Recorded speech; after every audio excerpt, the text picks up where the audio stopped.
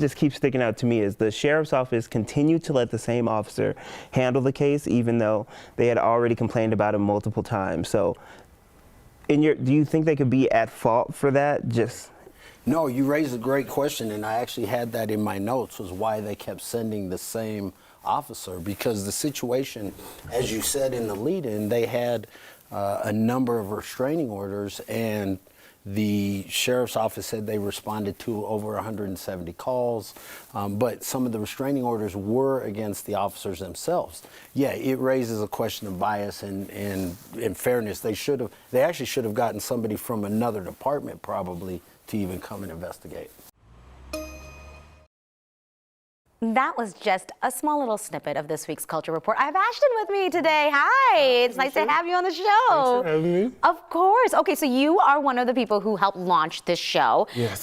For people who are still getting to know it, can you kind of walk them through your guys' process of figuring out what do you want to talk about, what you're focusing on every week? So each week we come together and we just kind of talk about like the different topics happening in like underrepresented communities, so BIPOC and LGBTQ communities, things we want to have like bigger conversations about. So we just kind of like look to see what's going on and like how we have conversations about it amongst ourselves, and then we just kind of like pick like, okay, like, these stories are really, really big. Yeah. Like, so for instance, this past week, the black farmers in El Paso County, we talked about the Super Bowl and Rihanna's big comeback. Yeah, yeah. The black roundtable that we had with the black journalists here at 9 News, that was like a huge topic. So we talked about those kind of like tokenism. So it's kind of like what we do every week.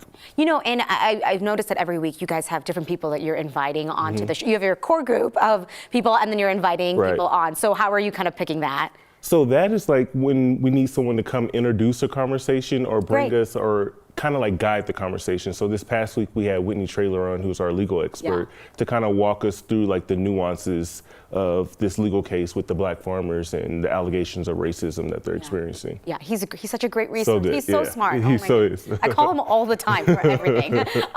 For folks who want to check it out, where can they find this week's episode, the past episodes? Right, so we're on the 9 News Plus app every Thursday at 6:30 p.m. We come on right after Next with Kyle Clark, so every Thursday. I love it. Well, it was great having you on the show. Thanks for having me. Yeah, come by and visit anytime you want. I'll take you up on that.